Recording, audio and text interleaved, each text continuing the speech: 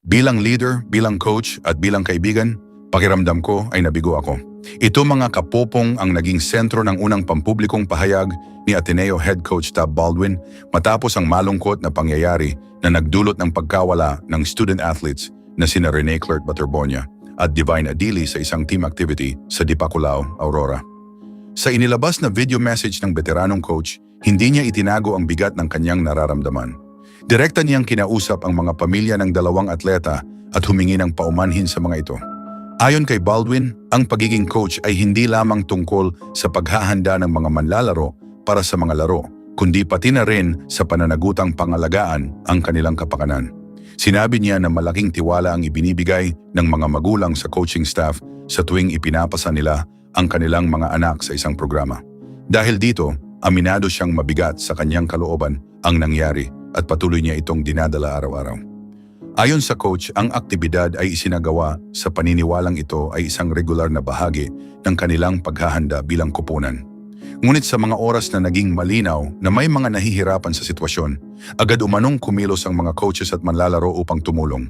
Sinabi rin ni Baldwin na ginawa ng lahat ang kanilang makakaya upang matiyak ang kaligtasan ng bawat kalahok. Gayunman, dumating ang sandali na napagtanto nilang hindi lahat ay nakabalik gaya ng inaasahan. Inilarawan niya ang mga sumunod na oras bilang isa sa pinakamabibigat na yugto ng kanyang buhay. Ngunit para sa kanya, mas mabigat pa rin ang pinagdaraanan ng mga pamilya ni Rene at Divine. Sa kanyang mensahe, sinabi niyang pakiramdam niya ay hindi niya nagampanan ng lubos ang kanyang tungkulin bilang leader ng programa. Maging nang humarap siya sa mga manlalaro matapos ang pangyayari, inamin niyang tinanong niya ang sarili kung sapat ba ang kanyang nagawa para sa koponan. Ang pahayag na ito ang unang pagkakataon na direktang narinig ng publiko si Baldwin matapos ang insidente. Marami sa sports community ang matagal na ring naghihintay ng kanyang panig sa usapin. Bago pa man ilabas ang video message, nakita na rin si Baldwin sa isang candle lighting vigil sa Ateneo campus. Dumating sa pagtitipon ang mga estudyante, atleta, coaches, alumni, at mga taga-suporta upang magbigay pugay kina Baterbonia at Adili. Si Rene Baterbonia na 19 na taong gulang ay isa sa mga batang manlalarong inaasahang magiging bahagi ng hinaharap ng Ateneo Basketball Program. Kilala siya ng kanyang mga kasamahan bilang masipag, disiplinado at may malaking pagmamahal sa laro. Samantala si Divine Adili, 21 taong gulang at mula sa Nigeria, ay naging mahalagang miyembro rin ng Blue Eagles. Ayon sa kanyang mga teammate at kaibigan, nag-iwan siya ng magandang alaala hindi lamang sa loob ng court, kundi maging sa araw-araw na pakikisalamuha sa komunidad. Patuloy namang umaagos ang mga mensahe ng pakikiramay mula sa iba't ibang paaralan, sports organizations, dating atleta at mga taga-suporta. Marami ang nagpahayag ng suporta sa mga pamilya ng dalawang kabataan at sa buong Ateneo community na patuloy na nagdadalamhati. Kasabay nito, nagpapatuloy rin ang pagrepaso ng universidad sa mga detalye ng pangyayari. Ayon sa mga opisyal ng paaralan, mahalagang makalap ang kumpletong impormasyon upang makatulong sa pagbuo ng mga susunod na plano para sa kaligtasan ng mga student-athlete. Sa ngayon, nananatiling nagkakaisa ang komunidad ng Ateneo sa pag-alala kina Rene Clerk Baterbonia at Divine Adili. Sa gitna ng lungkot at mga tanong na iniwan ng pangyayari, patuloy na nagbibigay pugay ang kanilang mga kaibigan, kaklase, coaches at taga-suporta sa dalawang kabataang nagbigay inspirasyon sa maraming tao sa loob at labas ng basketball court. Just all out, papatayin kayo ni Coach Tab. Parang gano'n. Yeah. Oh, Yeah. okay, Totoo okay. yun. If, Just all out, papatayin kayo ni Coach Tab. Parang gano'n. yeah. Oh, Yeah. okay, Totoo okay. yun. If, Baler. Baler? Yeah. Baler. Training is in Baler. Yeah. Training in Baler. Yeah, Yeah. I heard about that. So, training in Baler is a beach, pero it's parang ayaw namin pumunta din. So, nakatutok na sa amin. Baler, Wait. I'm not letting you go. What happened? so, it's a deadly training for 1 week. So, Coach Tab is not your friend during that time. During that duration, for 4 days naman. Kasi last day is happy day na. Because it's heaven na for us. Uwi na kami. Wow, So, okay, it's a okay. deadly training. It's super deadly.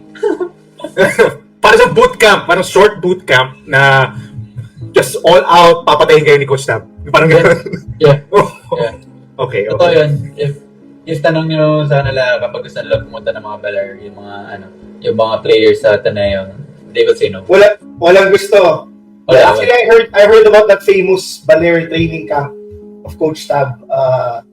That was a very good for you to share on air so everybody knows that memorable memory.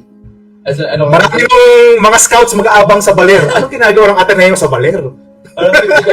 It's like ginaganon kayo. As it brings, sa inyo, like, it brings something out of you na may ganito ka palang attitude, parang yun. Parang hindi mo nakikita sa isang player, makikita mo dun. And at the same time, utak na lang dun yung gumagana, your body, hindi na. Ganun ka-intense. Ganun ka-intense. Okay.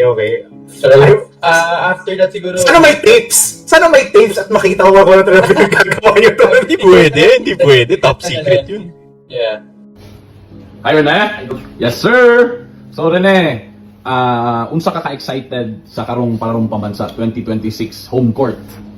Excited kayo watch kay home court na akong dulaan. So, grabe yung experience kay mas doble pa nga effort akong ihatag para sa dula. Yes, sir. So, kamusta ang team karon? Unsay update sa team karon? Asa ta na stage karon ang team nato? So, karon ang team nato is more on scouting sa mga kalaban. Nag-adjust sa among defense and sa mga plays na possible magamit sa game kami palang pambansa. So, Rene, tanaw nimo every game sa palarong pabansa. Siyempre, halos tanan supporters nimo sa home court nimo. Tanaw nimo puno permanente ang venue ana.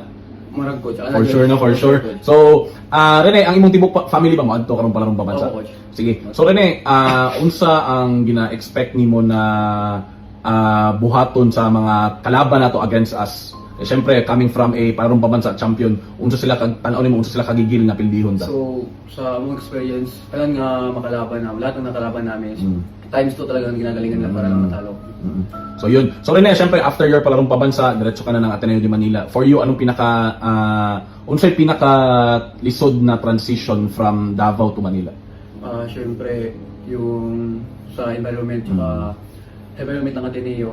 Pero sa ACADS naman is parang kaya. Same, almost the same na natin yung Davao. So, Rene, in terms naman of basketball, so gaano parang anong tingin mo pinakamahirap na transition sa'yo from Davao to Manila? Syempre, from high school din to college. Kasi nga, sa high school, nasa big man position ka. And nakita mo naman yung mga players sa Manila. At the same time, mismo sa Ateneo de Manila, ang lalaki. So, tingin mo anong pinakamalaking transition for you? Yung transition ko is mag-change ako ng guard, coach. Mag-practice akong laro at willing naman talaga ako mag-improve tsaka Yun. So tingin mo rin anong pinaka special pinaka mabigay mo sa team sa Ateneo de Manila?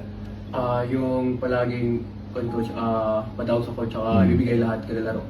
Ayun. So, Rene, invite mo naman yung mga taga-Agusan, pati mga taga-Davao sa mga games natin sa palarong pambansa. So guys, we have a game on May 25, palarong pambansa sa Agusan del Sur. Manood kayo lahat sa mga taga-Agusan o sa mga taga-Davao. Ayun. Sa Iwal. Yes, sir! Good job, Rene!